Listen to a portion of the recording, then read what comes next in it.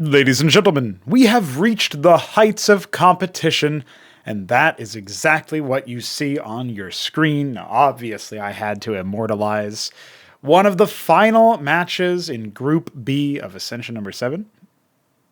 And we're going to be talking about Ascension number 7. In fact, that's going to be the first topic, actually, is a bit of a recap of the group stage. Beyond that, we'll be talking about some more in-depth planning for what we're going to be doing during the tournament break, as I have been slowly compiling a list.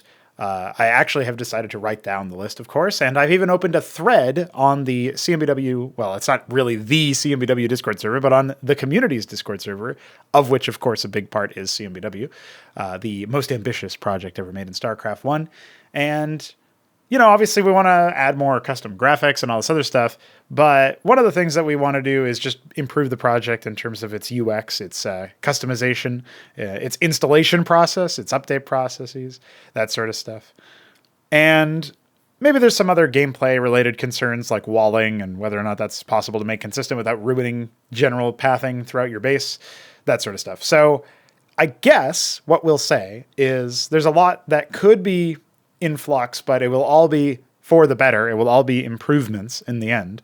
And I hope you guys are going to stick around and contribute. And if you have your own thoughts as to what might need to be changed or what we could benefit from adjusting or adding as far as features go, well, check out the that thread in the CMBW general channel on the Discord server. And aside from that, I guess that's pretty much it. I mean, you can leave comments on the YouTube videos too. I do read them, but just something to say. Just something to say.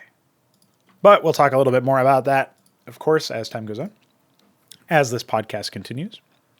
I also want to adjust some things about the tech tree a little bit before December ends, but obviously you won't see that in action until a little bit later in the month because we still have the tournament going on. And there's probably a little bit of a follow-up on some one-off events that we can do that I think we should probably really dedicate some time into doing. And of course, we have some coffee questions afterwards. If you are a supporter of us from a financial standpoint, then you can ask a question every time I record one of these. This is a bit of a makeup episode in that I didn't record one last week until super late. And, well, I guess really this is supposed to be like the past week's episode. And the one that came out a couple days ago is supposed to be the week before that's episode. So yeah, basically this week still has yet to have an episode, which is number 35. And that will be recorded in this week at a more reasonable time with a little bit more of a gap between them. I think by then we might have completed maybe at least one round of playoffs, if not two. And so I'll have more to talk about from a competitive standpoint. But it'll be interesting to see how the tournament continues on. I might deliberately wait a little bit so that we can conclude the first two stages of playoffs, because that will tell us who has been eliminated, the first two people to be eliminated, as well as, of course, the setting the stage for the upper final. So yeah, we are in the sort of dying moments, I guess, of the final tournament, and it's final tournament of the year, I should say. Obviously, there'll be some next year. And I think it's as good a stage as any to talk about the groups. I think we had, as expected, perhaps the most competitive set of groups that we could ever have imagined. I guess the weakest group is probably Group C, but I still think that there's a chance for Pr0totype to cheese people to death and eventually, and maybe shock upset some people. It really depends, I think, on what ends up coming his way as an opponent. And we'll talk about the playoffs bracket, of course, after I'm done with the group stage recap. But Group C, I think, had the strangest games in terms of skill level, like the weirdest sort of disparity. Group B probably had the most memorable games in terms of cheese, and Group A was just like really competitive overall. Despite Newt exiting 1 and 3, it felt like he was really in a pretty quite strong position to, he dethroned Hamster initially, and then kind of just couldn't get past Veek's Protoss. So Veek got his revenge on him, and then was able to equalize versus Hamster before Hamster ultimately won out on that group. So we got a thrilling 9-game group, and then we had, I think it was 8 games in Group A, 9 games in Group B, and then it was just 7 in C and 6 in D. 6 ended up being the most, like, I guess the fastest group, but also like the most one-sided in some ways, where it played out like we had before, where there was like one heavy favorite player, And then the other two had to fight amongst themselves for it. And I think a large portion of it is actually down to Keen being really under the weather, which is unfortunate timing for him.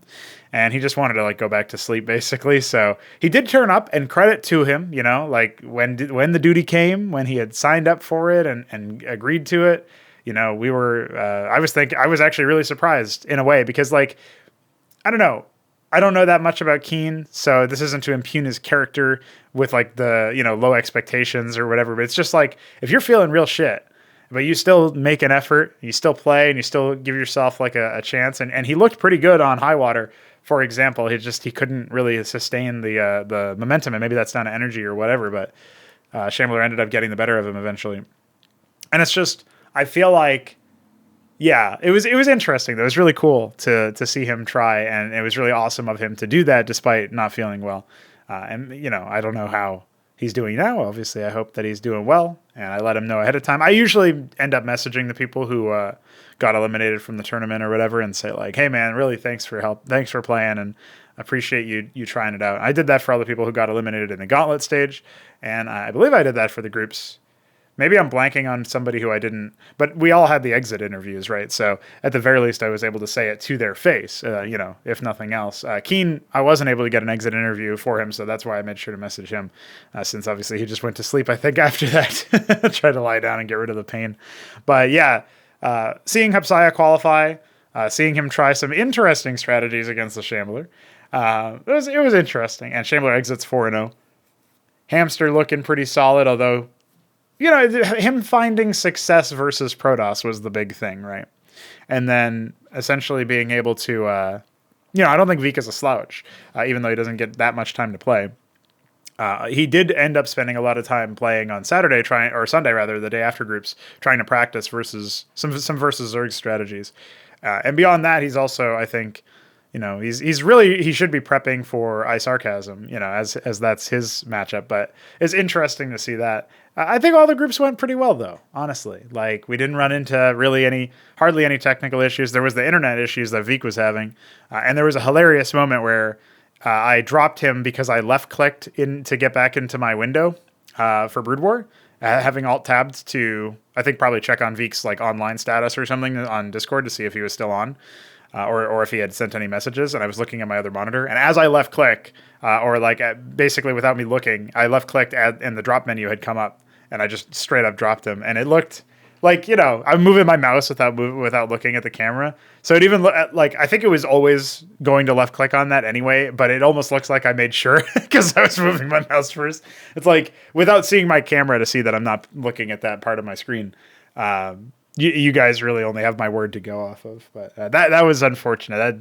It was at least kind of funny, but you know, if that had happened, you know, I think Vik was dead in that, but he disputes that claim, and you know, if nothing else, it's still one of those things where I'm like, all right, okay, we'll see what happens, and unfortunately, his internet exploded in that one moment and delayed it long enough for apparently there to be a drop. But anyway, besides that, there weren't really any tech issues, right? We got one hash at the end of one of the other games, but I don't know. The players didn't say anything about it, so maybe it was only for the observers, and even then, it didn't result in the end of the game. Or it didn't interfere with the result, I should say. So pretty much all that we need to think about there. And nice to see that. Obviously, we're going to continue trying to iron out those things so that they don't happen in general. In the future, I'll be sure to alt-tab to return back to or make sure my mouse is in like the top right or something if I'm going to click back into the game. And also, you know, as far as the hash stuff goes, like, it's kind of cool that we only had one, despite playing, what was it? I think it was like 24...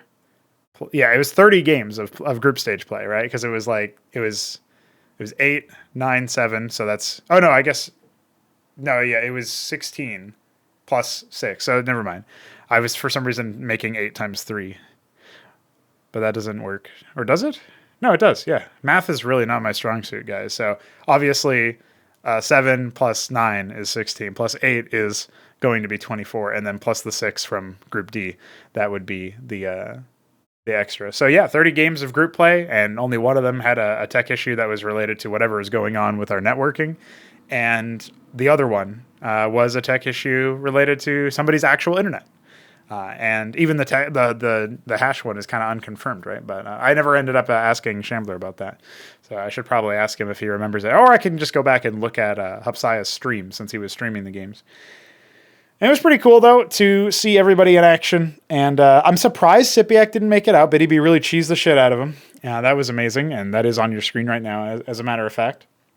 Highly recommend going back and watching that game, and I have timestamped the VOD, so it's all good there for navigation. I think in the future, though, because the VOD is obviously so dense, it doesn't really matter that you've timestamped it. You also have to think to yourself, okay, what are we going to do as far as, I guess, configuring the, how do we spread the word about really good games played in the group stage? I remember in Ascension 6, I was thinking about doing a specific highlight of Highwater between Hamster and Mystery Meat in Group A of that tournament, and how Hamster went for this gamble a little bit where he kind of spent a lot of Vespene on Skiths and tried to ruin Mystery Meat's economy and to set him behind. But the fact that he spent all of that meant that he still didn't really have enough Vespene. And I thought maybe just doing a straight up commentary on the game, even though I had seen it, could be interesting. And so having stuff like that where I just pick out a game that was notable for one reason or another, and I make a dedicated video about it, going over it in terms of analysis, or just a highlighting of it, would probably be pretty cool if we could get that VOD. And maybe in some cases it makes sense to literally just take take the VOD and clip out even the live cast of a particular game and post it separately. The Biddy B game versus Sipiak where the scribe poll happened is it's funny, but you don't really get you don't get a rich reaction from analyzing it, at least not from us. If somebody else made a video, in a year goes by and they're like, I want to take you back in time to this. And they just have that VOD on, or they go back and get that version of the game or whatever. And cast it themselves from replays, since we do distribute the replays for all of these. It's that. Then there's some value in it, right? Because he's kind of tongue in cheek, dude, you guys have no idea what you're in for here, and then just sort of cast that, and that could be something, right? Or maybe in a year I do it too. That could also be a thing. But it's interesting anyway. But I don't know if it would be the same thing as highlighting a strategy or going over something like that. So there's some interesting potential for content anyway. And yeah, I guess with the group stage sort of gone over real quick, and everybody up to speed on the people who got out. So Newt ends up eliminated from Group A, Sipiak from Group B. Shock and horror, because I was really not expecting that, or I guess it was a shock upset, right? Not horror, that's just a saying. But Biddy B making it out was really surprising. He wouldn't have done it if he hadn't been able to defeat Nablime on Sideshow. That was the real shocking one, right? And that should be something that Nablime remembers, because this tournament is stacked with Protoss players. Nablime is going up against Biddy B again for playoffs, and it could have been him versus Three Crows, kind of like a, I wasn't 100% sure about which one it would be, but yeah, it was interesting. So we'll have to see how that one goes, but I'm down for it. I'm good for it. I think it'll be a good time. Now, when it comes to the playoff stuff, right? And the other two people who got out, obviously Keen from Group D and the Beaver from Group C, which means the second seeds are Veek from Group A, Biddy B from Group B, Three Crow from Group C, and Hupsia from Group D. And then the first seeds being, in the same order, Hamster from Group A, Nablime B, and then C was iSarcasm, and D was Shambler. And I rank ordered all of these players based on their recent form and their current form displayed on the tournament, and sort of tried to shadow box them against each other if I was going to think about tiebreaker. Three Crow defeated Biddy B pretty handily in the last set that they played. But I also had to factor in that Biddy B was playing random and rolled Terran 3 games in a row. And then the series before that, they were PvP, and Biddy B got him in a 5-game set. And So like, which one is more recent or whatever. But, then I think about Pr0totype taking a game off in a blind, but then I just saw Biddy do that. So it's like they were really evenly matched. And honestly, it could have gone either way. And maybe in retrospect, just to avoid a group stage rematch in the first round of playoffs, I could have put Biddy against the Shambler and Pr0totype against Sublime. But I think the current level, like Pr0totype is probably a little bit better against Zerg than Biddy is. And so anyway, the other big important thing was that I made sure that, Sublime and Shambler were on opposite sides of the bracket, because as far as I can tell right now, they would be the primary ones that I would expect to be able to achieve success in the early stages, right? And I think that they'll end up meeting each other. It's highly possible that they meet each other in the upper final, and we get like a preview of what could be the grand final. And I think that would be really cool. Meanwhile, I think iSarcasm will probably edge out Veek, maybe a 3-1 in a best of 5, with some of the games looking close. But that's just based on my initial understanding. I haven't ever seen them play. So they were supposed to play in the Gauntlet to get here. That was supposed to be the qualifying series. But instead, we did a bracket swap. And in retrospect, I think the bracket swap was actually a really dumb idea. And kind of fucked up the integrity of those matches a little bit. And it was all because I was thinking, well, I would need to figure out what to do. Like, I don't know who you would disqualify. I certainly didn't want somebody to make it into the tournament without proving themselves. So if like it was Veek, well, he already had a DQ victory over Scholar earlier in the tournament, and I definitely wasn't going to have him just auto qualify. That would have looked really suspicious. And then I didn't want iSarcasm to auto qualify out of his series, even though at the very least he had won 2 best of 3s very convincingly. So he had kind of demonstrated he was the caliber of player he was, but I still think it was important for him to get a set. And so on that level, I guess the bracket swap was fine. But I think that it fucked up Hapsaya's matchup to not be against Terran, which is the thing that he had practiced the most. And the thing that he had conceivably thought, if he looked at the bracket at all, that like, okay, Newt is the other high seed here, and he's defeated Benza, so I already know he's awaiting me if I move past Moonhunter, who's also Terran. And then, like, you know what I mean? It just ended up being worse and worse for it. It created a lot, I think, more problems than it solved, even though I don't really know what I would have done otherwise, right? Because, like, if you auto DQ, who do you auto DQ? You can't put them both in the lower bracket because they would still be facing off against each other. So yeah, that still would have been awkward. But the other thing that had happened is, had this not been the case, I think we would have seen Moonhunter against Veek. And Moonhunter really impressed me. He took a game off of Hapsaya. That series has not yet been cast, so people don't necessarily know about that. But the qualifying series where Hapsaya managed to make it into the group stage was, like, to me, it was really impressive for Moonhunter to be able to do that, because he had just gotten off being 2-0'd by Hapsaya earlier in the Gauntlet, and it was only a few days earlier too. It wasn't a lot of time. Then somehow Moonhunter is able to defeat Benza, but and obviously he actually gets for a little bit of spoilers, I guess, but he gets the first match from Hapsaya. So like he starts off 1-0 in the best of 5. And from there, like, Hapsaya is able to recover, but still, it's like, holy shit, dude. Like, starting off like that is crazy. So anyway, I think it's cool that that's the way that it went. But imagine if that was Veek, who didn't seem to do very well against Cheesy Terran when he went up against Newt, right?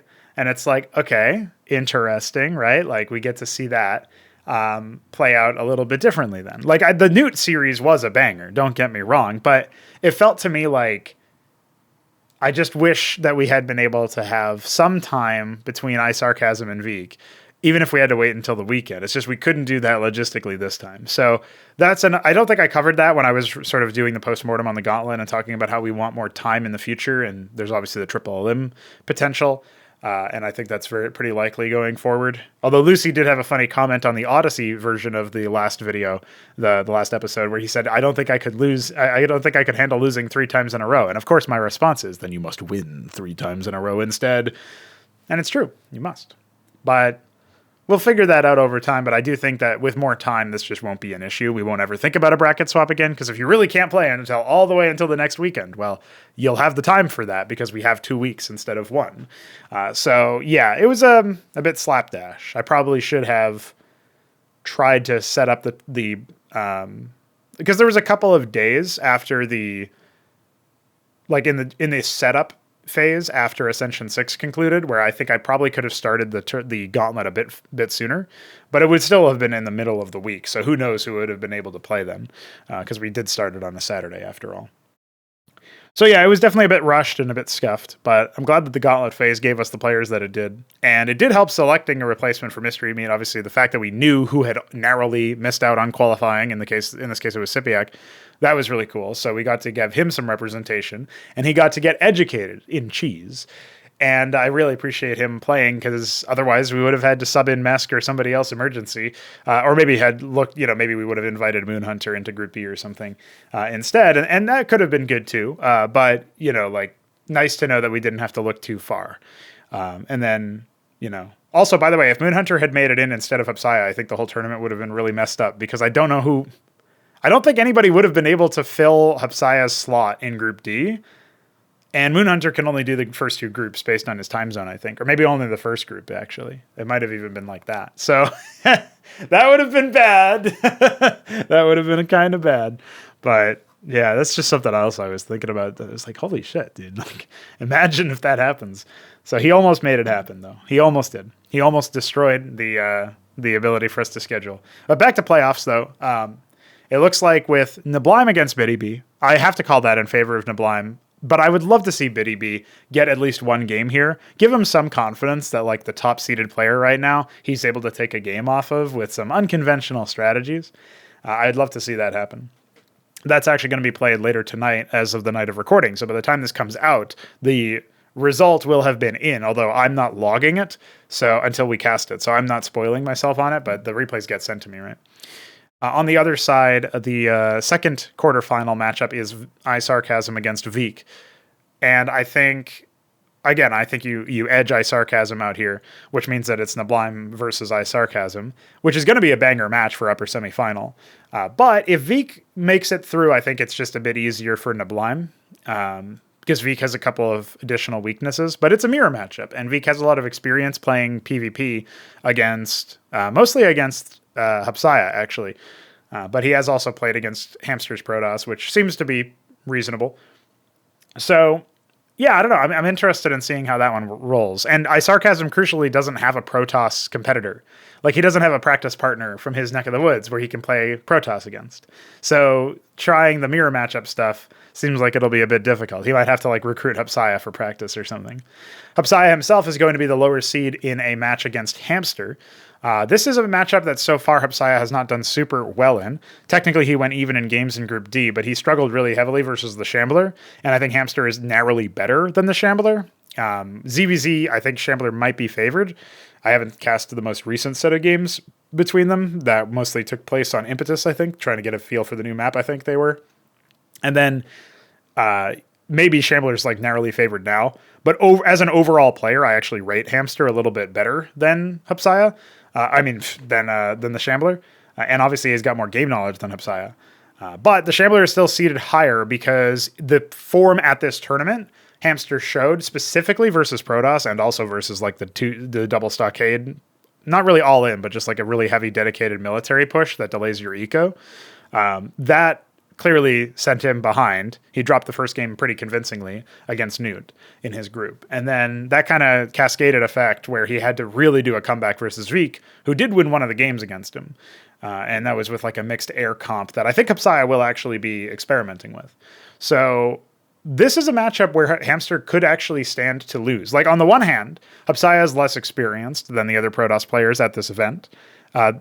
He's also struggled versus Zerg specifically, and then Hamster has struggled versus Protoss specifically, but has said that he's trying to tighten that up. So this is in some ways you could kind of perceive this almost as a layup. All right, if you're gonna be better than some of the other players, as far as Protoss are concerned, then if you're gonna be practicing your versus Protoss in this matchup, then this is the opponent that you need to defeat comfortably in order for us to have faith with you against this matchup.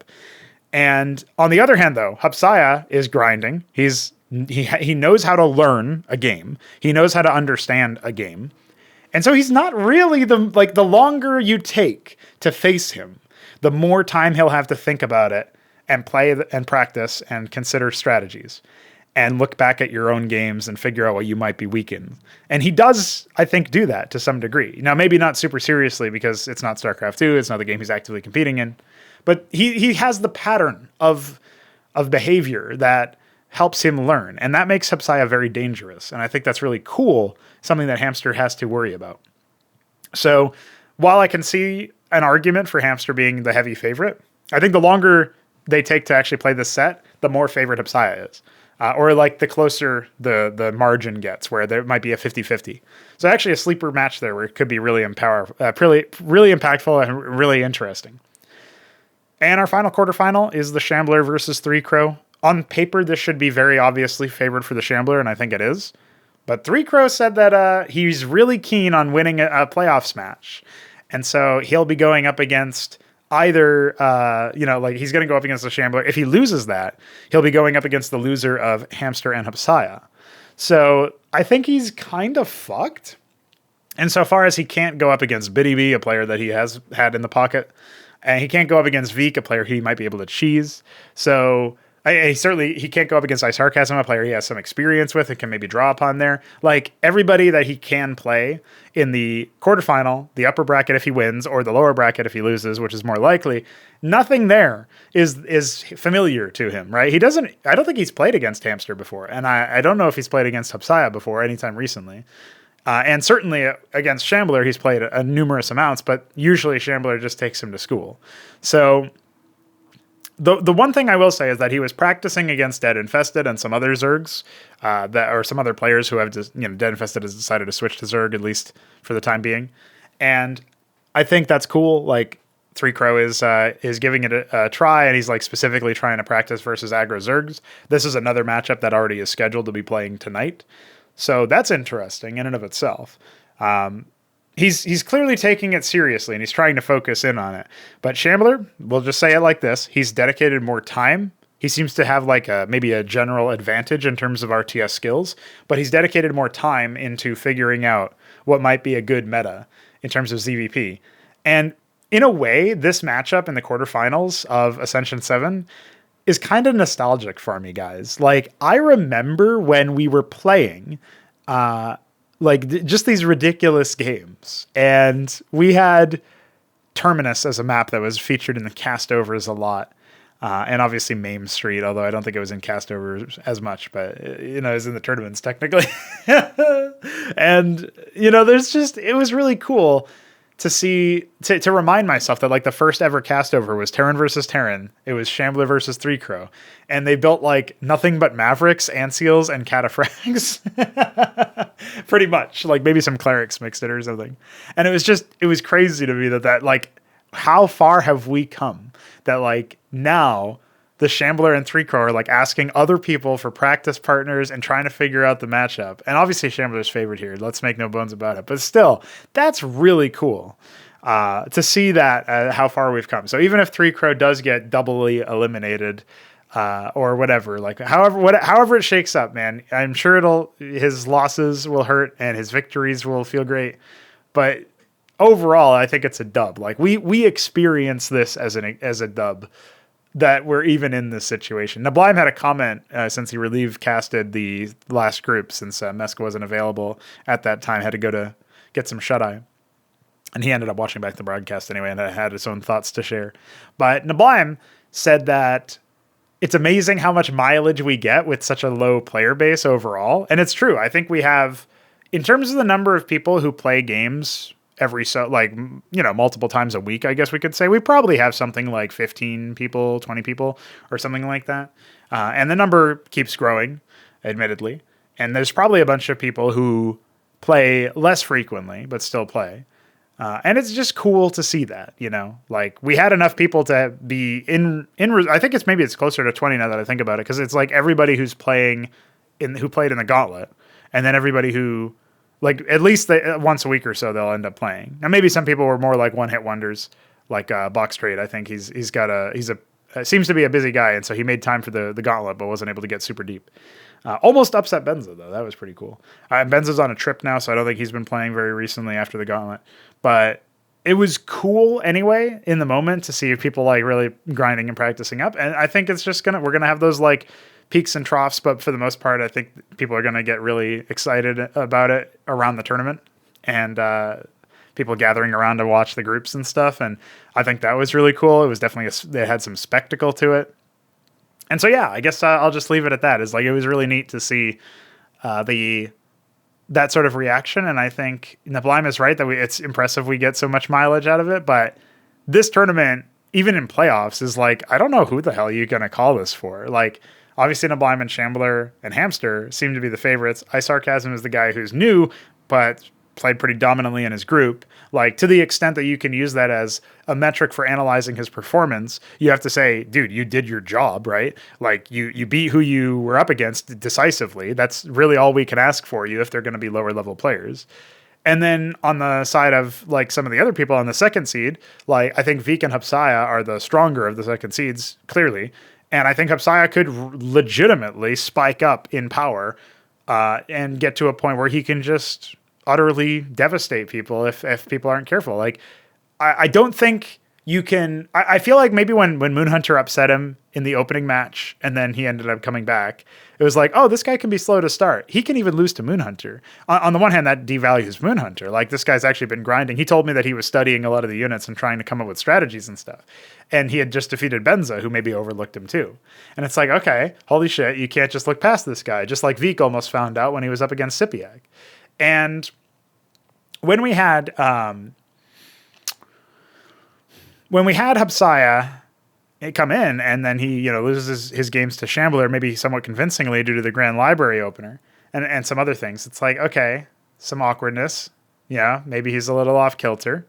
He doesn't end up defeating iSarcasm, and he doesn't necessarily look super competitive anyway in that match either. And it's like, I wonder if people were watching Hapsaya and then thought, he doesn't get it. He's not a worthy opponent. He's not him after all, dude. Like, he's not him, Saya. And it's like, dude, wait, hold on. This guy knows how to learn, though. And the longer the tournament goes on, and the more opportunities he's got to practice up. Like, Hamster has to really take this guy seriously. Shambler has to really take this guy seriously if he ends up defeating Hamster, right? Especially, I think that will be a nice shock. And Shambler will say, holy shit, I really need to take this guy seriously. And Nablime also has to worry about him for sure, because Nablime's been a practice partner versus this guy anyway. And I would say iSarcasm too, although Hapsaya seems to be most vulnerable in PvP, and his best matchup is probably PvT. By the way, the race breakdown so far, we had Beaver as Terran, we had Nablime as Terran, obviously, and then Newt as Terran. So we had 3 Terrans out of 12 players, which is already a little bit underrepresented, right? Mystery Meat would have been another Terran to make it 4, but that didn't end up happening. And then for Zergs, we obviously had Shambler, Sipiak, which is a surprise inclusion. It wasn't supposed to be there initially either. Hamster and Keen. And so we had 4 Zergs, right? And then we had 6 Protosses, which is kind of wild. Or is it 7 Protosses? It was Biddy B, Vik, 3 Crow, iSarcasm, Hapsaya. Yeah, I think that... Who am I missing? Biddy B, 3 Crow, Hapsaya, iSarcasm, Vik. That's the 5 Protoss that are in here. Did any Protoss get eliminated, though? Because Nuke got eliminated, Beaver got eliminated, Sibiak got eliminated, King got eliminated. I feel like I'm missing somebody. There was a 5th of something somewhere, but... Oh, no, that's right. 5 of those and 3 Terrans. And that makes 8. And then with the 4 Zergs, that makes 12. So what we have now is 5 Protoss in the playoffs. Maybe Mystery Meat was right. Hashtag nerf toss, motherfuckers. That's all I'll say. I'll close on that note for talking about the the tournament. Speaking of after the tournament, because it's now after the segment where I talk about the tournament, let's talk about more planning for the tournament break. I did mention earlier that as I'm clicking around here, finding the Trello page, I did mention earlier that I was building a list of things. And, one of the things that I think both Nablime and Hapsaya were talking about. Okay, I guess I'll mention after I was done with the group stage casting and Nablime had joined me for that last group, I went for a walk to sort of decompress after the 16-hour workday, 12 of which was spent streaming. And I was talking with Nablime on voice, doing some dumb phone posting, and I had mentioned to him a bunch of details about like, well, I was basically asking him like, what do you think about the project? And you've been around for a while. I value your opinion. What's going on? And since he's basically like one of the most active players, or tries to be, in terms of like constantly looking for games. And one of the things that he said was basically like, I love it. I just want to play more. I want more people to play it. And, I'm not really sure what would be the best way for that to kind of happen, right? I guess the one thing to think about, which is a bit, I don't know, like I've posted, for example, like maps that I'm working on. Like I posted Oxytocin, and I think I posted Sideshow, and got some map feedback from the CPL Discord. And while I was still in Gypsy's server, I posted Oxytocin there as well, I think. I was going to post Sideshow there, but I think I got kicked from the server because I said that Nemesis is not a good map, XD. Anyway, I'm not sure what happened there. I just woke up one day and wasn't in the server anymore, so that was funny. But beyond that, though, like looking at the server stuff and like getting feedback from the CPL guys was definitely useful for the maps. I think they became better maps as a result. But I also think that's probably like that's a more respectable way to like passively advertise the project, is be like, hey guys in the CPL Discord, I have this totally weird, wacky mod. Here's this map that looks pretty and is nice. What do you think about its construction? And then they're like, wait, you can even do stuff like having flooded bases? And it's like, yeah, in this mod that I am making, I mostly ask that for details about like pathfinding or not pathfinding, like the pathway sizes and spacing and stuff, right? Because sometimes I have pretty good approximation, but sometimes there's like, for example, something that I did in Sideshow is I ended up expanding a lot of the widths of the ramps and the bridges. And if I hadn't done that, because that was not my first instinct, then I feel like the map would have been a lot less mobile for ground armies, and you would have seen a lot more air dominance. And I think maybe this was actually something that plagued a lot of my older maps anyway. And so in High Water, I did the same thing, where I tried to make sure that the ground pathways were very wide and open, and you could take and hold terrain. And people still seem to prefer dropping and air, and I think that's probably just because the bases aren't in the very corners and the map size was not adjusted to compensate for that. So I think maybe when we have better minimap rendering logic so that we don't have to worry about the map sizes basically being limited to 128 by 128 for this kind of map, then I could do something like 160 by 160 and have the bases in the corners, and it wouldn't matter as much, right? There would still be play. There would still be room.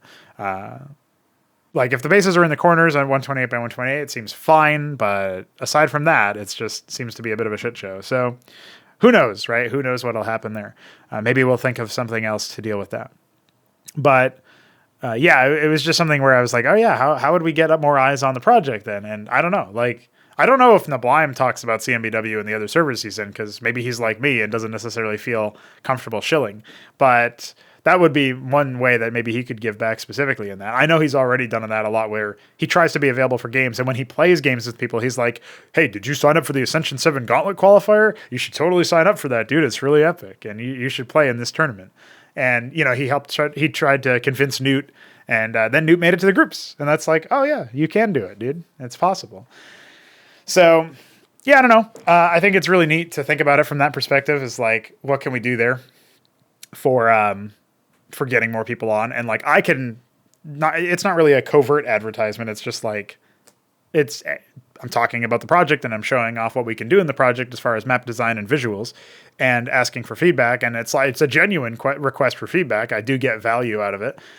And I see people seem to be happy to talk about map design in there.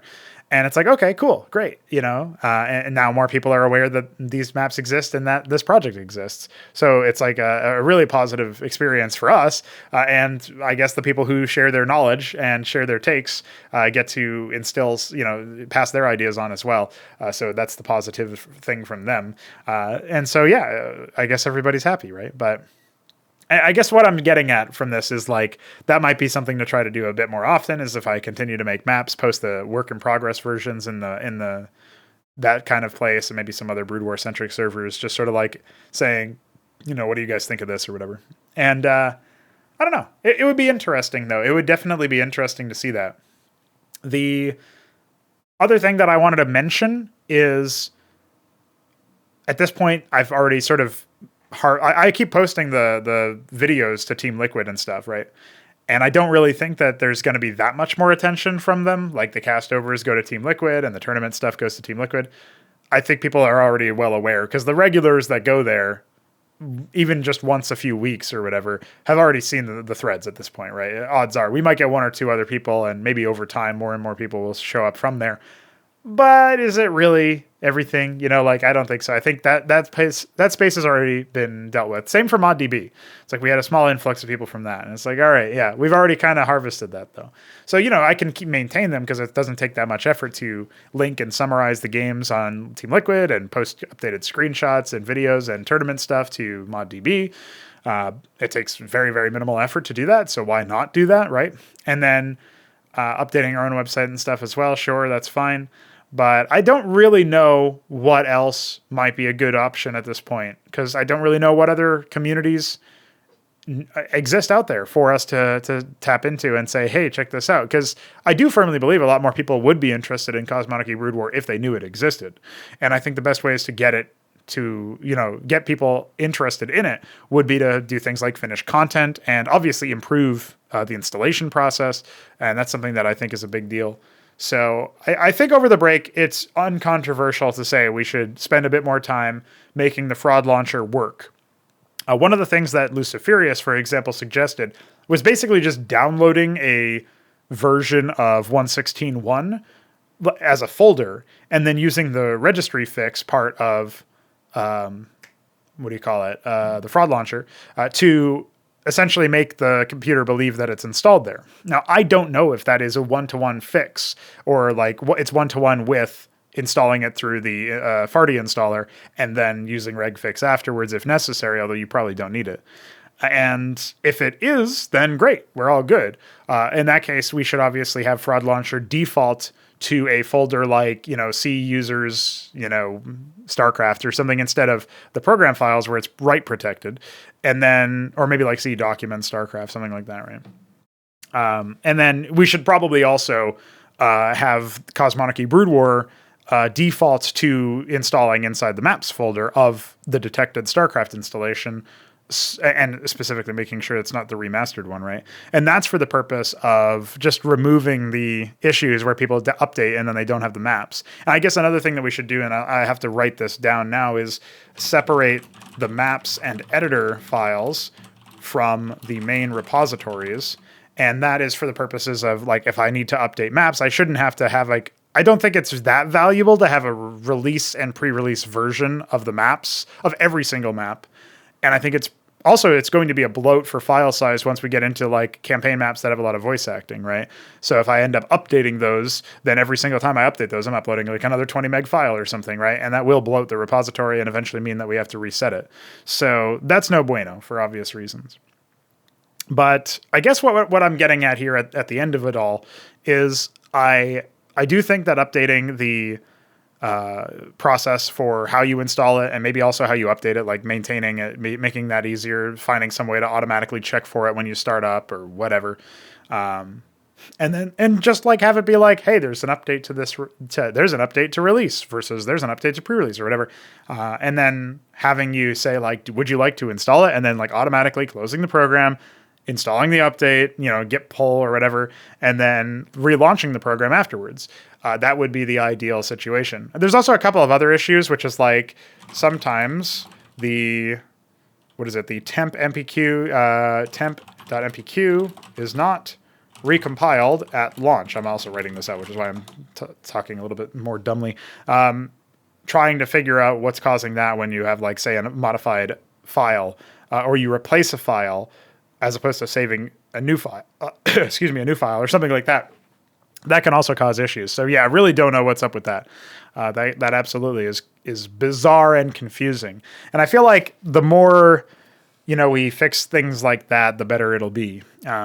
Just reduce the amount of issues that people run into at the beginning. So the first thing is having it install and download 161 without needing to have a separate installer. That removes one big step there. and that's really useful. The other thing is, can we automate Windows Defender protections and firewall permissions so that you can launch the game without it being deleted by Windows Defender and host games without Windows Firewall blocking it? The problem is, I don't know if that's feasible without tripping antivirus even more. Because if you're interacting with Defender and adding exceptions, that's really fucking weird to most people. So yeah, I imagine that would be something that antivirus would protect against, right? So I don't know about that, but that's like something we need to investigate. And then we have CNC draw and other windowed mode stuff. It's like we probably should use CNC draw as the default and axe the 2x windowed mode and just like find a way to allow you to configure it yourself or something. I'm not 100% sure what the best options would be for that, but it's definitely very obtuse right now. And not in the way that like Pr0totype is an obtuse name. I'll never forget that, dude. But yeah, ideally, we'll be able to make things happen there.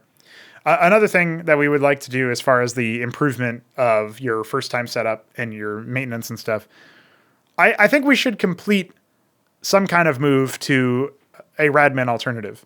We either need to find a different LAN emulator without the limit of players, because we are very close to it. In fact, usually on these prototypes, I check how close we are. So let's take a look. I think we were at 133. So, we're growing steadily. And we're getting to that point where, I think the last time was like 127 or something. So, we're pretty close now. In 17 connections, we will be at max. And that's we'll probably hit that before the end of the year, right? So that's probably one of our first things is we should investigate fixing the audio crash when you cancel the make lobby dialogue in BattleNet. That's super easy, probably. I could probably do that myself, actually, but I would prefer Veek takes a look at that because that's his domain. He re-implemented audio handling, so he would know what to do there, I think, best. But I imagine it's just a matter of checking if you're in BattleNet and like in BattleNet mode or whatever. And if that's the case, probably don't run that code that's trying to free something that doesn't exist or whatever. And then the other thing that's probably a bit harder to track down is why can't we host lobbies? It just keeps saying a game by that name already exists. And I know that file, I actually opened up an instance of PyTBL, and I found the dialogue for that in glueall.tbl, which is in the res folder. So we need to find out what accesses glueall and specifically what prints that out. So that maybe that can help track down exactly where that comes from. But anyway, yeah, these are things where it's like, I would like to figure out how to make that work, because then we can just use Lucy's PvPGN server, which is basically like IC Cup or whatever else. Or I think, is it IC Cup or is it actually just, I always pronounced it iCup. And then I remember some videos out there pronouncing it IC Cup for like tutorials and stuff. Who the fuck knows, man? So yeah, fixing all of that stuff up, making sure that we have better growth for the PvPGN stuff and whatnot is definitely a big idea. I guess eventually if we get the PvPGN server up, one thing that would be really epic to do is if we had, obviously we have to like package the server with the fraud launcher, by the way, if that ends up being the destination for us. And anyway, I really like the idea that we could have something in there that just prints out like, an update was just pushed to pre-release or whatever. I don't know how we would do that, like connect to a client to that. But that could be pretty base to do that. That way people already kind of know. Or just, I guess better yet, like send a system notification across the whole, like to anybody who's connected, just let them know like an update was just pushed to pre-release. And that could be really cool, actually. Just so that everybody gets like a notification that hey, we can update and stuff. So I don't know. I perceive a future where things like that could be really based is all. And who knows what else we can do in the meantime. So yeah, there's a bunch of stuff there, and that's just the improve installation and update processes sort of section of the Trello card. There's also improve UX and customization. One of them is definitely just moving the config options into a main menu, because editing config.yml is just not scalable. And when you first launch it and it's like all the default values and you've never played a game before or whatever, which is also going to happen to fresh installs of new users, obviously, but it will prompt you to say like, hey, you can configure this section here. And then also having the other main menu options in the actual main menu instead of you having to go into a game to adjust, for example, audio is really retarded. But Yeah, achieving parity there with remastered seems like an obvious move, except it'll be much better than remastered because it won't be in Chromium, LOL. We also want to achieve keyboard shortcut remapping and customization. We at least want it to be on par with StarCraft Remastered, which I actually don't know the details on that, I'll admit. But I assume it's just like you can remap individual units and stuff to whatever keys. And I guess it automatically detects keyboard conflicts and stuff. That's a big one for people like Hapsaya who try to practice multiple games and play multiple games. And it's like, yeah, he's going to have a lot of competing interests there where his mechanics and his fundamentals and his habits are geared towards one game and he can't set the gear of the other. So that's a big deal, right? And he said he's fine for the now, like using auto hotkey, but there's even going to be some concessions there. And I would just prefer that the game supports that, but it was, admittedly a very low profile feature for a long time, right? Now, another couple of things here that people can be excited about. We want to achieve pressing tab to cycle through command cards of group selected units. That's obviously something that is borrowed from, say, Warcraft 3 and StarCraft 2. But without smart casting, I don't think it's actually going to be a problem. That will obviously, I guess, a further sort of drill down into that would include if you have a Terran structure with a different add-on, it should treat that as a different command card as well. So you should tab through just stockades with vestries, and stockades with the other one, which I'm blanking on, Covenant. I was thinking of Coven, and then I was thinking of Covent, and I was kind of there, but I still needed my Anne. Shout out to all your Vision of the Future homies out there. But yeah, the other one that we wanted to do that's also related to kind of group selecting is like, if you group select structures, you should see an icon display of what's in the queues. So it could be the pill display, which is what StarCraft 2 does, where it just shows you like a slot and it's white if it's full and it's empty if it's not full, right? If it doesn't have anything in the queue. And when you see that in CMBW, I would ideally like to show the icons because that tells you specifically what units you have there, but it might be a little bit harder to read at a glance. I'm not 100% sure on that one. So that might be its own thing to figure out. And then lastly, for the UX, I wanted to find a way to always show HP bars. We've wanted to show that for a very long time, and we just never really happened to be able to. And the only other section I have right now is address gameplay concerns, and it only has one member of it, which is investigate making walling more consistent. Veek suggested just flat out making it so that structures have the same collision as they do placement requirements.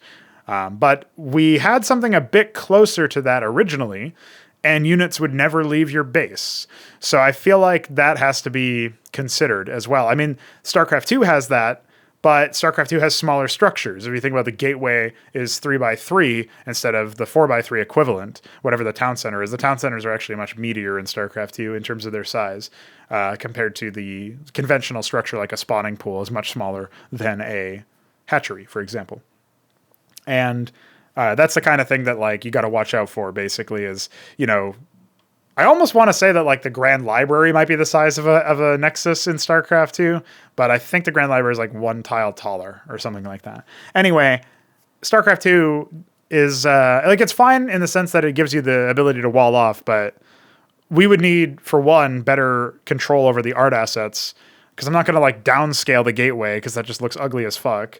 So I also don't necessarily want the gateway to be smaller. Like, I like the fact that it's big. So how do we enable walling without it basically being like a crapshoot for you to be able to leave your base? That's a kind of an open question right now. So hopefully we get some good answers for that. But that's why it says investigate making walling more consistent. And that's something else that we can do over the break. And if you have suggestions of what to add, like I said, there's that Discord thread inside our server, inside the CMBW general channel. You'll find the thread there. It's called Roadmap and Goals. And I'll keep that updated. Even beyond this, like currently our thought is we'll have a break after Ascension 7, but we can keep that Roadmap and Goals thread over as like maybe we have a considering future changes thread in as well. This can be more like technicals, like features, right? Or like larger scale reworks even. Whereas considering future changes is more like, here's what we might do on a specific balance thing, right? It's a bit more about balance than anything. So now we can kind of segregate those. Hopefully that was interesting and informative, right? Gives you something to chew on. But we do have one other section I want to talk about before we hit the coffee questions, and that section is the potential adjustments to the tech tree before we hit the end of December. There's a couple of units that I would like to take a look at. Some of them include units that are just seldom used. That would be like the Sycophant, for example, out of the Prostration stage. And then I guess also the Potentate could potentially be revised, although we saw 3-Crow make a surprisingly powerful amount of use of them. That was kind of neat. I think there's a couple of other units, though, that also might need to be taken a look at. I think maybe the Clarion, which has been ill-fated pretty much forever. Nobody builds it that much because it comes from the synthetic synod now, and it's a tier 4 thing, right? So that's kind of bad. And then I haven't seen anybody try the analog, but I do feel like it's pretty based. So I would like to see people try that. I guess the Manifold is another unit that could use a shout. Sims actually saw a bit of a revitalization since Veek was using them, but I don't know how often they'll come up. Maybe it would be worth taking a look at them for the purposes of making them a bit more general use. Manifolds are kind of supposed to be the general use unit. They don't have a passive or anything. They are just like a stat ball similar to Drakenons, but they have less range. You get more of them. They have more damage density, but they're also more gas costly, right? Because it's 25 gas, just like the Drakenon, but it's 75 minerals, which is half the cost of a Drakenon. And they have about half the durability as well. And probably half the DPS or thereabouts. Maybe a little bit more than half. So, I don't know. It's just kind of I understand people think that it's just kind of a whatever unit. I think like the Golem probably serves its purpose pretty well right now. Obviously the Idol as well. I think, honestly, it's surprising how many units are in a pretty good spot right now, and I'm happy with that. But yeah, the units that I just name dropped for Protoss, a Barghest, that's another one that I wanted to take a look at. And maybe the Amaranth, insofar as I might decide to reduce its damage, but increase its attack rate, and that would allow it to proc the Herald passive more often, so it would make it synergize better with that. But beyond that, like, is it a little bit too costly for its role? That you can argue that. If I was going to drop its cost, it would probably be by 50 minerals, which is no small feat, but maybe I could drop it by 25 and keep it as it is or something like that. There's some details there. But I think, I also want to make sure that I'm not re-engineering units that could still be interesting. That's why I'm not touching the analog or the servitor. So I think they could serve interesting combat roles. It's just we don't ever see them used, and I feel like that's more of a player thing than the unit thing, right? But the Sycophant. Also, honestly, like, Hapsaya used the Sycophants against me, and they fucking destroyed me. So I feel he also used them against Moonhunter. I feel like versus Terran, they might be a little bit less powerful. But versus Zerg, I feel like the Sycophant can be really helpful, right? It just never dies to Zethicores and stuff. So it's kind of interesting there. But anyway, like, it's probably limited in terms of its utility. I will concede that. And I think there might also still be like a weird bug with them anyway. So trying to fix them up and trying to make them a bit more elegant makes a lot of sense to me. Now, when it comes to the other units, like, again, if I was going to make a list of things to look at as far as units go, it would be I'm going to look through this list again one more time for Protoss specifically. We'll say Amaranth, Barghest, Sycophant, and then on to robotics, we would have Manifold, nothing from Ardent seems good, Clarion. So that's 5 units. On the side of the Stellar stuff, I think all of the Stargate units are in a good spot right now.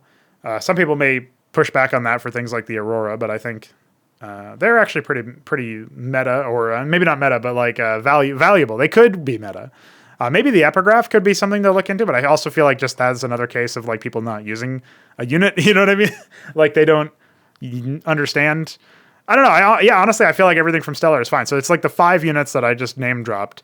The Amaranth, Barghest, Sycophant, Clarion, and Manifold. Those 5 units, I think, could be adjusted in some way to make Protoss better. And maybe they could also see, I think one of the things that they struggle with right now is detection. Specifically, they have no static detection, and that kind of forces them to go Embassy for anything. So, like, maybe in the interim, I could make the Crucible a detector or something, but maybe they could also just use a dedicated static detection structure. Zerg still don't have that besides their tech, but at least they have their tech, whereas they don't have that for Protoss at all. On the Zerg side, as far as units are concerned, I actually think everything in Tier 1 can serve a purpose. Whether it does it a lot, I don't know. Like, most people don't go Zorkas anymore. I know Sipiak said that versus Terran, if he can't if he's finding early game success and he thinks he can finish them off, he'll go Zorkas instead of delaying for Tier 2, which is kind of interesting. On the side of the They're tier 2. I guess the Lyralisk would be one thing to keep an eye out on. Yeah, I think Lyralisk, maybe the Vithrilisk could use like a durability buff, but other than that, it's not like a major rework. I guess it's like a little bit like the Amaranth, but even more. I think it has a meta spot. It might mostly be useful in ZVZ, ironically, but I think it does have a meta spot. Honestly, like Vithrilisk, Alcagilisk is a really deadly comp versus like late game air. I think people will find out for that. But yeah, Lyralisk is definitely one of the units that I think could be looked at. I would say the same for the Sikralisk, although it does serve a role right now. It's just I don't think it's a very interesting one. And the Vilgorikor. Those three are definitely on my radar. On the side of tier 3, probably the Gitorikor and both of the Axtoth Axis units could qualify, but we'll have to wait and see. Like, people just don't build them very often, so I probably wouldn't. I'll think about, maybe I'll get some ideas for reevaluating them, but I'll just have to wait and see. I think if the Sikralisk wasn't weird, then maybe the Gitorikor would be used more because the Sikralisk turns into the Gitorikor, right? So that's another thing to think about. All of the assault units seem fine. That's Kiscathalor, Gazithalor, Alcagilisk. I think the Gazithalor might need to be revised at some point. I was thinking about dropping like Architect range by 1, for example. I don't know about the Gazithalor, but I feel like it deals so much damage at max move max range that it basically becomes an A move unit. And not in a way that feels really good because you just can't avoid it. Like, it's not like you can really close in on them because they've got range and they're air. So it's like, how do you close in on them versus ground, which is the only thing they attack?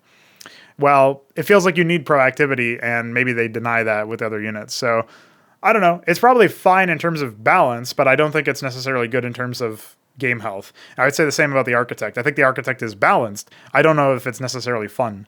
So that's like more important to me, especially since you can kind of engineer balance afterwards. So yeah, I guess it's like the 3 swarm units in tier 3. The Gitorikor, Ixytralisk, Mortothakor might need to look at. Lyralisk, obviously, as I mentioned, and maybe Sikralisk. And then the Vilgorikor. So we're up to 6 units already for Zerg, and I haven't even gotten to the units in tier 3 control. But honestly, Zarkavakor, Tekarikor, and Kistrikor doesn't get used very often, but whatever. I think it's good, and people just don't know about it. It's Thrathalath, Ultracore. Yeah, I guess those are all fine. So I guess it's those 6 units for Zerg. It's a little bit more than Protoss. And then for Terran, do I need to evolve any units? I mean, people are complaining about the Goliath. I still don't know if I buy that. I think they're really, really good, especially with support, but they don't really need that much support. People are saying that they should have like a ramping ground attack, and it's basically, it would be like Cabeirus feeders from the Madcap. I actually don't hate that idea. Like, I remember I spoke a while ago about maybe giving them like a chain gun attack, similar to the Dilettante, actually, where it's just really fast in general. But a ramping ground attack wouldn't necessarily be terrible. And I guess it would really it would definitely suit the whole walk slowly. I guess I would slow its movement speed down a bit, and slow its base attack speed down a bit, knowing that it obviously scales higher and higher as you go. I don't know if Cabeirus feeders can work out of the box for just the ground weapon attack, though. I'll have to think about that and investigate that. So that might be something to think about. So I guess really right now it's just the Goliath. I was talking with Nablime about whether or not I would decide to go ahead and make it so that the Shaman doesn't heal air units. The reason why I was thinking about that to begin with is just because of infinite air stacking. Like, in the early game, it's fine. But when you get to the point where you have like 2 Shamans healing 24 Magnetars or whatever the fuck, you could enter into a situation like that because of the air stacking, right? So you get like a lot of value, basically near infinite value, very high scaling value. So I'm not a fan of that. I know some people aren't crazy about like the Savant, Siren, and Striga, or even the Heracles for that matter, but I kind of want to wait and see about those units because I feel like they have some value. People just don't use them very often. People don't really use bio in general very often. And I'm wondering what the deal is with that. But I feel like maybe people will start to come around to it after Nablime takes them into task, at least with tier 1 bio. We'll see how that goes. I think the units outside of the mantle are probably fine. Out of the mantle, it seems good. Starport seems good. I know some people think that if you go Starport, you really only want the add-on units, but I feel like Gorgons can be really good, and Wyverns can be really good. And then obviously like you can make Valks to deal with Swarmed Air. They're specifically better. Yeah, they're much better at dealing with swarms than they are at dealing with, like, I don't know, heavy capital craft, and that's fine. That's where you get Sundogs and stuff. Do we want any other units to be adjusted? I might take a look at the Olympian, but not for any particular reason. Like, I think they're probably fine right now. So yeah, so far all I'm thinking about is maybe the Goliath, right? The Cuirass does need to be evolved in terms of like, I need to finish the siege mode basically, but that means I need to finish the model for it. And I don't remember what state I left that in. I might be revising the Aeon pretty substantially in terms of the model so that it's smaller. And the same is actually going to be potentially true for the Claymore. But I'm not 100% sure on that one yet. So stay tuned for that. Yeah, I don't know. I think that's everything, honestly. I think it's just going to end up it's just the Goliath and the Cuirass so far. That's all that sticks out to me. So, 14 units that I just name dropped there looking over the tech map are units that I think could be adjusted and improved before the end of the year. And if we end up doing that convincingly, then that's just one less thing for us to worry about during the break. But I don't know if I'll get to all of them, and depending on what needs to be done, like if they need a custom asset for it to work like the Cuirass, then yeah, that would also be a thing. I guess technically I could do some wacky kit bash where the Cuirass, like, I don't know, plays its walk cycle and then sort of like sinks into the ground so that its legs are missing. Yeah, I guess I could do that. It would be kind of funny, but I guess I could do that. So yeah, I guess that's pretty much it for now, but definitely something that's I'm thinking about. I'm thinking about that whole thing. So yeah, I guess that closes us out. We've got some questions to answer, of course. I was going to talk a little bit about fun one-off events, but I think I'll save that for another episode because we're getting pretty meaty in here, and we got those questions to answer, so let's get to that. I already kind of did the shilling at the beginning of the episode in the show intro, but if you somehow skipped past that, well, good job. You managed to avoid the shilling, but it's here to donate me on coffee if you want questions answered. Or if you want to just support project development in general. I guess a lot of people here donate and then they don't ask questions, so that's kind of funny. But we do have a slew of them today. The first up is Myrian, who asks, how would you react if someone made fan fiction or other fan work about your games? Well, I kind of think that that's inevitable, and in a way it's already happened if you read like Racerback's video descriptions or whatever. I don't really have much of a reaction per se. If something is really well done, which I won't always necessarily know anyway, because I'm a very busy person, so it's not like I read every single thing or like really go on a dedicated internet search. But if somebody like basically, I think what would happen is word of mouth would spread. Like somebody would say, "Hey, this guy wrote this really cool thing," or "Hey, this guy made this really nice music," or cool video or whatever.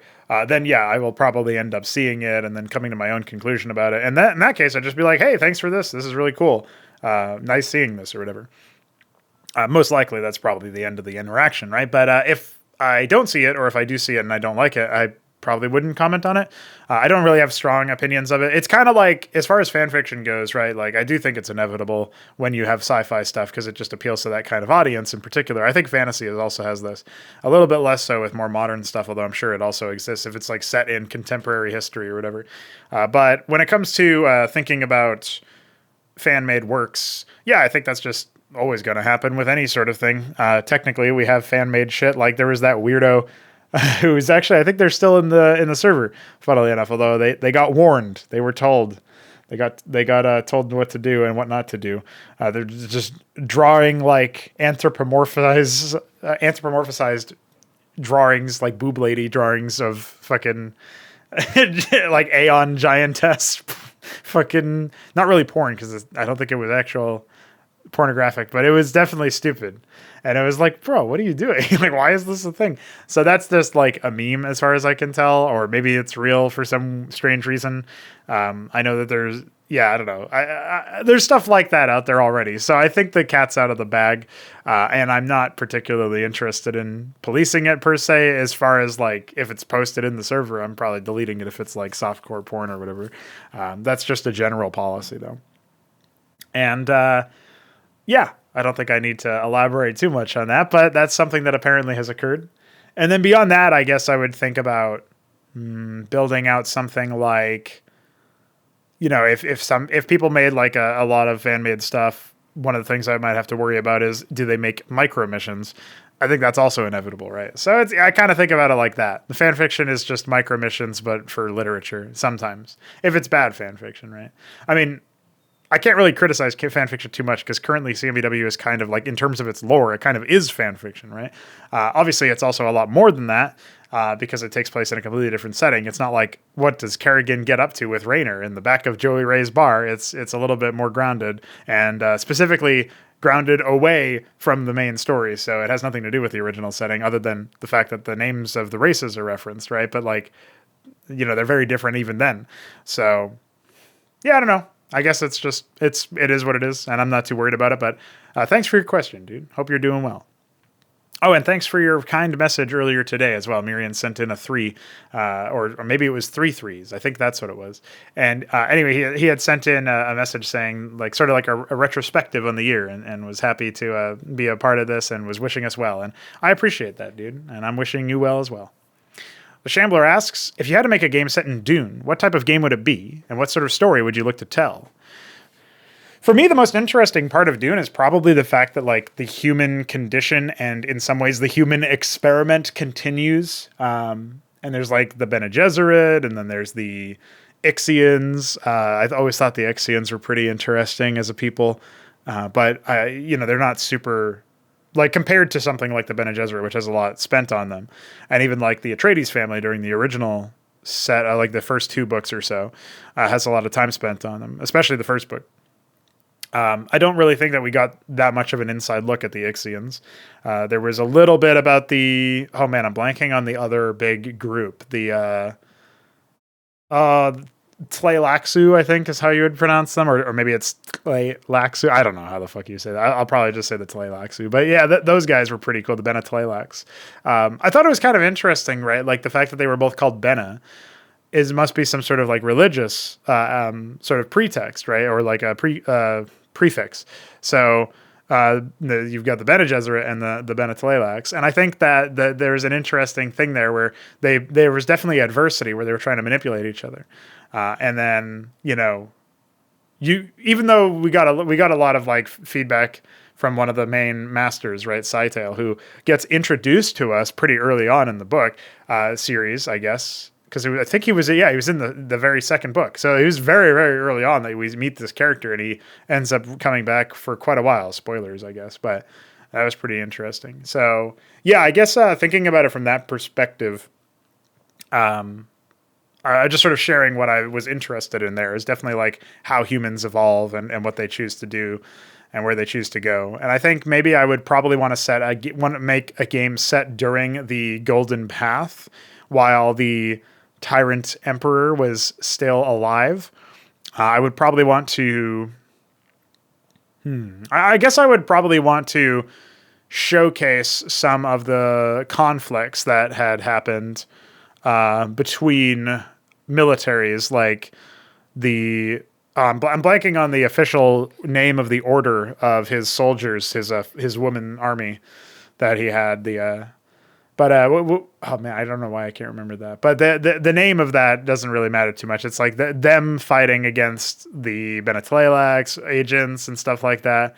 I don't know if it would have been able to be any war of scale. I'm sure that there's reference to wars of scale, but it would be kind of neat to have some sort of like action game where you just control one character. Maybe a first-person game, or it could be a third-person game. And either way, it would be like I think. I could almost, what I would say is like, my gut answer to this is like, what if you had a first person game playing as not necessarily Duncan Idaho, but like somebody like that in that position? You could be a Gola, I suppose, if you wanted it to be like an RPG or something where you can progress and you can like get access to new memories. That would be like the most obvious thing. I have a little bit of an aversion to like deliberately picking a character from the books and saying that's who you're playing as. But admittedly, Duncan Idaho has many characters. If you've read the books, you know what I mean. So we could be, I guess he could be a pretty good pick, actually. So maybe that's what I do. And that's even, it's so funny. I'm not usually thinking like this, but that's even easier to sell to people is like, we're going to be playing as Duncan Idaho, though. Like, don't you want to do that if you've read the books? Doesn't that sound epic? Like living many lives and stuff is definitely something that I think is pretty neat. So... yeah, and that kind of gives you carte blanche to do all sorts of stuff with the narrative as well, because you'd be able to have an excuse to travel back in time to like an age before the level of before the golden path, really. Maybe see how some things started, because there was the Gola there already, right? So assuming that the Benetalilax were telling the truth with the level of accuracy they were able to preserve the sort of memories and stuff, then that's absolutely something that could be a thing that you could look at. And I don't know if it would just be a lame flashback sequence or what. Ideally, it wouldn't be. But maybe there's like a segment. Maybe that's what it would kind of be. It would be like you play as a character, and maybe it's not even revealed who you are per se. You might be like, initially you serve the Benetalilax or whatever, and then you're dealing with like a hot war situation on Arrakis, and then that would be like the first act. And then, you wake up and like, it's not really commented on that it's been many years since or a long time since. And again, you're just sort of like a soldier, right? And you can kind of think of it almost like Halo 1. There's like minimal dialogue, but you go on this sort of space opera adventure. I guess it would be a lot more expansive than Halo in terms, it wouldn't be like one. Maybe like each act of the story could be like a Halo 1 campaign length or something. But the levels would probably be kind of gated, because I feel like that works best for this format. I don't think I would do open world. And maybe I would drop any pretense of there being RPG stuff as well. But I don't know, maybe decisions you make in the first act would then pass on to the second act, where obviously that would be your memory, right? So that would be what you use to build into the game. So that could be kind of interesting on a meta level, and maybe there would be some gameplay ramifications to your run being different. I wouldn't necessarily try to make it super replayable, though. But yeah, I don't know. Maybe that gives you some ideas as to what I might do, though. Just thinking about it for a little bit, yeah, you'd have the Duncan, Idaho fucking FPS game. And I think it would be interesting to see how, like, obviously from a systems perspective, I would want to make the skills tested kind of consistent, at least like whatever skills were serving you well in the first act, you should probably still be rewarded for that in the second, third, however many acts we have. And then at the same time, the individual acts, because they take place in wildly different times in history for the story, for the setting, I think that would be a cool thing to have evolve over time. Is like, well, eventually they start using different equipment. So for one, you've got to learn how the equipment works now. And then on top of that, you also have to think to yourself, okay, well, there's all this equipment that I have, but I actually have different abilities now too. It's like, I start to, maybe like eventually I start moving faster than everybody around me, because I've unlocked that, like that part of the Gola gets unlocked like narratively in the books. And then also eventually, oh shit, what the fuck was it? I feel like they had something to do with fish. I thought I almost just remembered the woman army that he had, the Fish Sisters or something. No, that's not it, but I don't remember what it was. Something like that. It had to do with fish, I think maybe in the last book or the last two books or something. But yeah, anyway, that would be something that I would be keen to check out and try.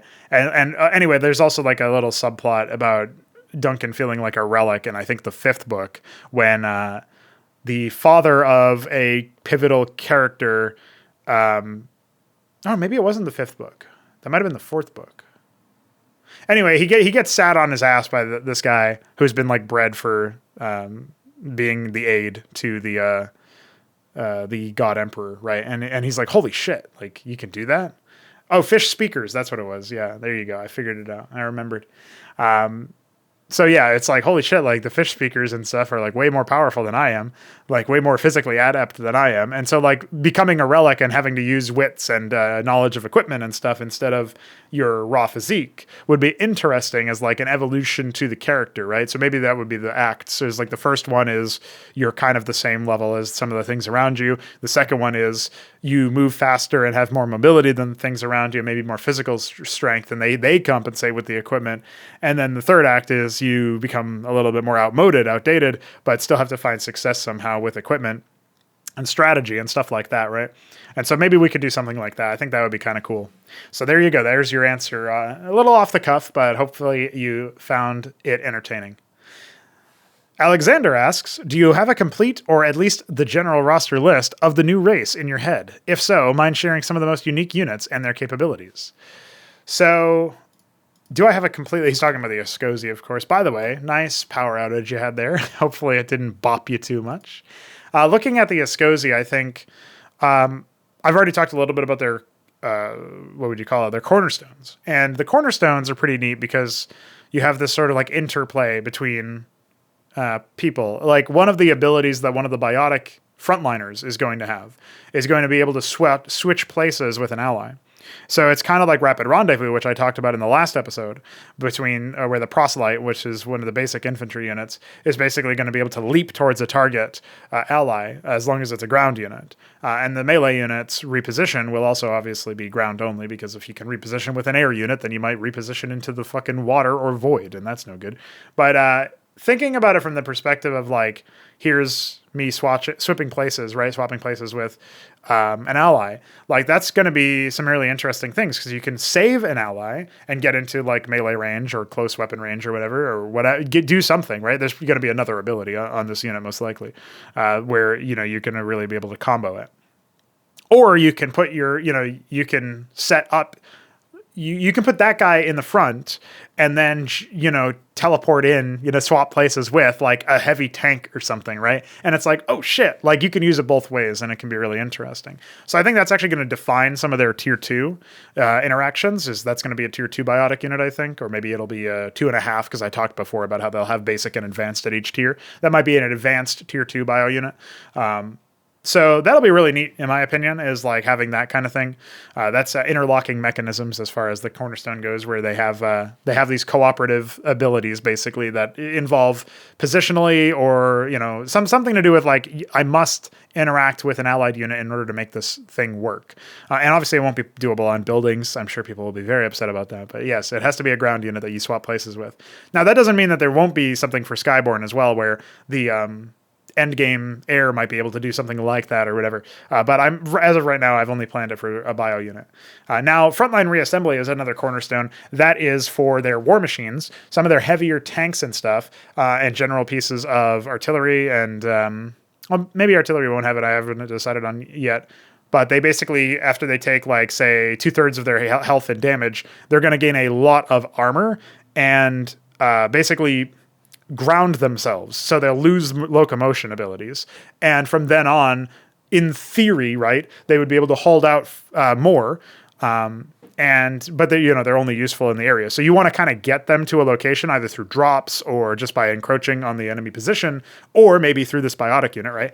And then you want them to be dropped so that they get the armor bonus, right? And I haven't decided, it might not be 2/3, like it might be, maybe it could be a different threshold for each unit, but ideally it would be kind of consistent, like dropping below 50 HP or whatever. Or maybe it would be like dropping, it could be a percentage of their max health, but I usually try to avoid percentages if I can, unless it's something obvious like half. If it's half health, then maybe it's fine. Like the Orchestra Corps actually uses half health as a measure, and I feel like that's kind of lame too. It should probably be something that like they just have a behavior, and maybe it like channels faster on units on structures that are lower HP or something. I'm not sure, but that also is kind of percentage based too, so it's a little awkward either way. But yeah, I think that's going to be a really iconic Ascension behavior, is gaining armor but losing locomotion, and it not being like, it's sort of like the Matador Siege, right? Except you don't explicitly choose when it happens. Like technically you can attack your own thing to force it, but you'd probably you're better off spending your DPS on other things, right? There's also going to be certain specialists that can reactivate the locomotion abilities by sort of pseudo repairing them. I'm not even sure if it'll be a repair that actually heals though. I haven't decided on that yet, but I think basically if they get healed above that, then they will be able to move again, which is going to happen in team games, but also when they use their other cornerstone, Destination Scrap World. And this is when the Ascension recycle the fallen and restore life, as well as cleansing debuffs. I haven't decided if the debuff cleansing is actually going to be a real thing, but I was thinking about that. And like, if it's a deliberate ability, then I feel like it's probably a bit more fine. But that's how they interact with corpses, is they just consume them for health. So you can imagine they work pretty well against Zerg, against swarming in general, and also with Zerg allies, potentially. So I guess with all that, I don't know if that's like an explicit answer or if that's a little bit more vague, but those are some of the unique interactions I predict so far and some of the ideas I've had so far. I'm not going to reveal much about their tier 3 yet. I don't know enough to say that I know what I want out of it being set in stone. This not to say that it won't happen soon, but I definitely want to keep that kind of close to the vest for now, and we'll see about that later on. But there you go, Alexander. Hope your power's back. Hope you are back. Love to see you in the server again, being a bit more active. I obviously have been sending messages today and yesterday and stuff, so happy to see that. But need to see you on the server, as they say when they're talking about playing competitive games. We need to see you connected and ready to jump into lobbies. So get up to it, man. Get up to it. 3Crow says, what are your favorite AI personalities in CMBW? Now, for those who don't know, 3Crow has decided to host a tournament called Conquest, which is an AI-only tournament. And he's basically going to help people get set up for the... What would you say? He's going to help you get set up, essentially, to the idea that you yourself are basically... You have an AI avatar, and you get to like decide what they want. He's even bountied me to improve AI, so it'll happen sooner than later. I was planning on doing that over the break, but that'll be something that I guess it happens while I'm not doing tournament prep for the playoffs and stuff. And so there's also obviously the BDB bounty that I discussed in the last episode. Haven't moved on that just yet because it's only been a few days, but you know how it goes. So it's cool though. I think it's neat. And I'm happy to see that kind of initiative happen. And if nothing else, it'll drive more AI development as well as being probably pretty interesting. I don't know if 3Crow is aware of how much work he's signed himself up for if he wants to cast every single AI game. But maybe he's just going to simulate some of the games and maybe he'll cast some others or whatever. But it's kind of funny. It's a funny idea anyway. He could play it at like maybe 1.5x speed or something and save himself some time and brain cells. But we'll have to wait and see. But my favorite AI personalities, one of them that I really like is obviously the Lunatic Legion build, which is not a personality, I guess. That's a general Protoss. I think general Protoss sometimes have the most interesting compositions, which is why I like them so much. As far as other personalities go, I would say Zerg Sunblot. When they're actually working properly, they just have so many air units, it's ridiculous. And they can be quite deadly. They just shark in and find... like stray units or, buildings and stuff, and they just sort of sick on you. Now, the AI doesn't ever recall its forces, unfortunately, so it is like a suicide attack every time, but it's still pretty good at building those units, and when it is, it's quite deadly. So just facing them a lot, I feel like those are really fun to deal with. It's just utter chaos all the time. And then for Terran, I don't know about Terran. I feel like the mech builds that they have can sometimes be really cool. Like, I really like the Walker Power build. I really like the sort of tank timing build where I don't think that I've seen this in very recently, but they hit tier 2 kind of fast off of like 2-3 bases, and then they just have like 6-7 fulcrums with palladiums, and they just build madrigals and phalanxes, and it's really cool. It's not necessarily the most successful builds or effective builds, but it's cool. I like the idea of... I enjoy seeing a bunch of phalanxes, especially when players themselves don't build them too much. I actually think they're really good units and also underutilized, just the same way that I was talking about other units like, say, the Terran Bio at tier 2. I guess I would say that. Those are some of the answers that I have for you. And I think after updating the AI as per the bounty that 3Crow gave me, then I'll only find more personalities and build orders that I enjoy. But definitely anything to do with like a Zerg Rush build, anything to do with a Protoss sort of timing build, and then some of the timings from Terran, but also I really like their greed builds if they work out well. And of course, Gates of Hell from Zerg is super memorable when it works, but you don't see those in 1v1s, and that's what most people play. All right, I guess I'll leave it at that. That's the last question. Thanks, 3Crow, for that. So that is going to be the conclusion of the show. Prototype number 34. We're getting up there in numbers, and 35 will be, like I said, I was thinking initially I would do it like within the next 5 days, but honestly, maybe we should wait until after playoffs round 2, because then we'll be able to recap the 2 people who were eliminated and talk a little bit about the last sort of 2 days of playoffs casts at that point. And I think it'll be cool. I'm really looking forward to see how this tournament plays out, and I'm also really looking forward to the tournament break. Like, in the past, I've said before, like when Ascension 6 was going on and we were in the middle of playoffs, I was also caught saying, but I'm also really looking forward to Ascension number 7. Dude, we have a qualifier and everything. And I'm really looking forward to whatever replaces Ascension in terms of the nomenclature and whatever happens to be our 8th tournament. That's going to be, I just think it's going to be a banger. But part of the reason I think it's going to be a banger is because we're taking this break. We're really addressing a bunch of a bunch of issues that affect the tournaments and a bunch of things that will improve the game. And then if we play our cards right, especially with some of these fun ideas and fun events that just sort of pop off every now and then for like one day or whatever, I think we'll also drive a lot of interest to the project that wasn't previously there, just in time for people to get interested in the metagame of 1v1s and stuff, and then we'll have that next tournament. I think that'll be really cool. By the way, another thing that I should probably mention is that even though I'm planning on, like I said, basically one every other month, so a total of 6 tournaments for 1v1s, that doesn't mean that there won't be like a 2v2 tournament sprung in there at some point. So definitely check that out. Or stay tuned for that, I guess, so that you can check that out. But that's going to be it for me.